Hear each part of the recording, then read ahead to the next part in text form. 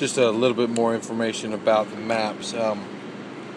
Ideally, I'm going to have just about every piece of equipment in here that we need to inspect mapped out. And part of the reason for that is to speed up that process of auditing.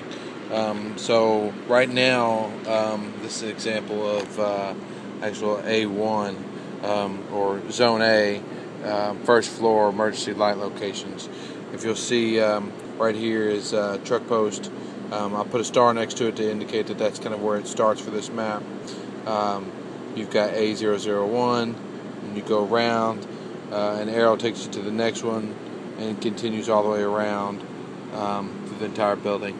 And when you do that, you've got the same type of map for other zones.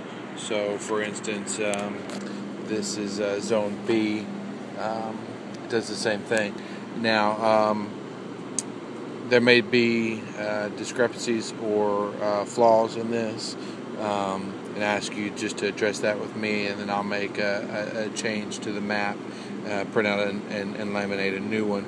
But what I've found is the best way to do this when you go through is if you start on a location and you identify that, okay, say 122 has an issue with it. You can actually mark it out with a dry erase marker.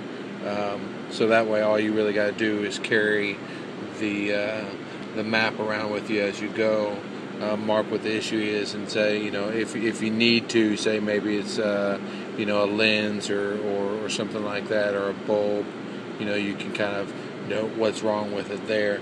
And that way when you get back, you can just translate all that to the GSD action items, and then just wipe this slate clean for the next month. Same thing kind of applies to, like I said, all the equipment. Eventually, I'll have the fire extinguishers done the same way. Once we determine the need for more fire extinguishers, I'll relabel everything, and we'll start from scratch, just kind of like we did with the emergency lights, and that's it.